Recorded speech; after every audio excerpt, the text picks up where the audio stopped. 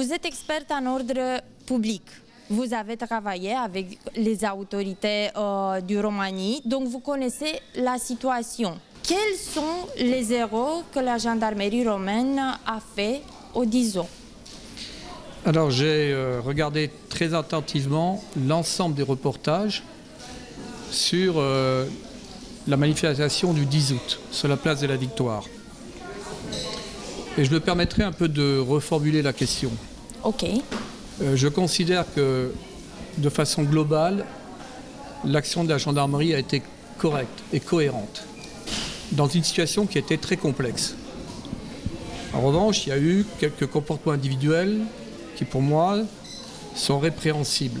Mais mon expertise sur la base des informations dont je dispose ne me permet pas de donner un avis négatif, mais au contraire de dire que cela a été globalement correctement géré. C'est correctement de la gendarmerie. Il n'y a pas des erreurs. En fait, vous êtes sur une manifestation qui a été quand même très complexe. Au début, quelques groupes d'individus, puis après, il y a eu un phénomène de masse.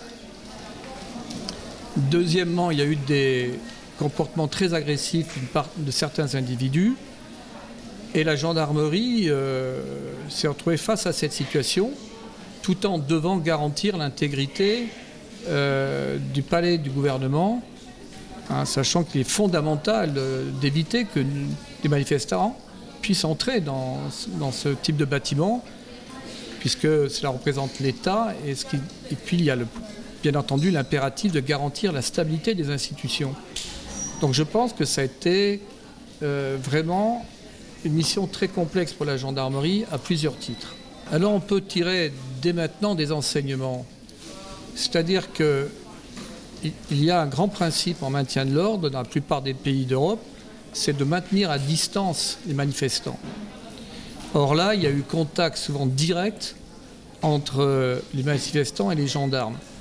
Et pour nous, c'est le pire des scénarios, puisque ce contact donne lieu à des affrontements, donne lieu à un usage de la force plus important, alors que quand vous maintenez à distance, vous gérez avec beaucoup plus de calme, beaucoup plus de maîtrise. Au maintien de l'ordre, toujours maintenir à distance avec les moyens adéquats, sachant que la gendarmerie roumaine ne dispose pas forcément de tous les moyens nécessaires. Quels sont ces moyens ? En France et dans d'autres pays d'Europe, on utilise davantage les gaz lacrymogènes. Dès lors que, d'abord, je tiens à préciser qu'on manifeste très rarement, voire jamais, à proximité immédiate d'un organe gouvernemental majeur. Je crois que c'est le bon sens qui commande. Il y a, par exemple, à Paris, des itinéraires, des places prévues pour manifester, mais on ne peut pas manifester à proximité immédiate du palais du président.